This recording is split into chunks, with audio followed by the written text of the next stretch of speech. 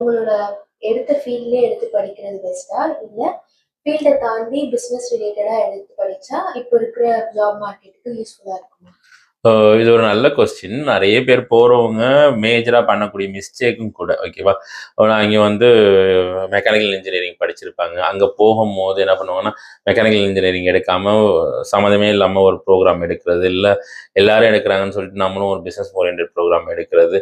அது வந்து உங்களுடைய கெரியருக்கு பெரிய லாகிங் பாயிண்ட்டாக உங்களுக்கு அமையும். ஓகேவா? கெரியர் குரோத் நல்லா இருக்கணும்னு நெனைச்சீங்கன்னா, எந்த கண்ட்ரிக்கு போனாலுமே உங்களுடைய ஸ்ட்ரீமை சேஞ்ச் பண்ணாம இருங்க. ஓகே. நீங்க ஆல்ரெடி ஒரு ஸ்ட்ரீம்ல இருக்கீங்க. அத முடிச்சிருக்கீங்க இங்க. ஸோ அதே ஸ்ட்ரீம்லயே திரும்பி மாஸ்டர்ஸ் பண்ணும்போது தான் உங்களோட சிவி வெயிட்டேஜா மாறும். அத வந்து இந்த மிஸ்டேக் யாரும் பண்ணாதீங்க. இப்போ எக்ஸாம்பிளுக்கு யுகேல எல்லாம் ஷார்டேஜ் ஆக்குபேஷன் லிஸ்ட்ல மெக்கானிக்கல் டிபார்ட்மெண்ட்டா இருக்கட்டும், நர்சிங்கா இருக்கட்டும். ஸோ நெறைய டிபார்ட்மெண்ட் வந்து ஷார்டேஜ் ஆக்குபேஷன் லிஸ்ட்ல இருக்க தான் செய்யுது.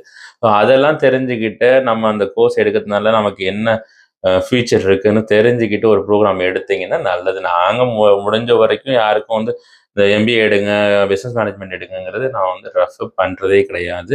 முடிஞ்ச வரைக்கும் அவங்கள நீங்க உங்க ஸ்ட்ரீமை சேஞ்ச் பண்ணாம போங்க அப்படின்னு தான் நாங்க அட்வைஸ் பண்றோம். ஏராளமான ஜாப் ஆப்பர்ச்சுனிட்டிஸ் இருக்கு. நீங்க ஸ்ட்ரீம் சேஞ்ச் பண்ணாம போனீங்கன்னா, நல்ல ஆப்பர்ச்சுனிட்டிஸ் உங்களுக்காக வெயிட்டிங்ல இருக்கு.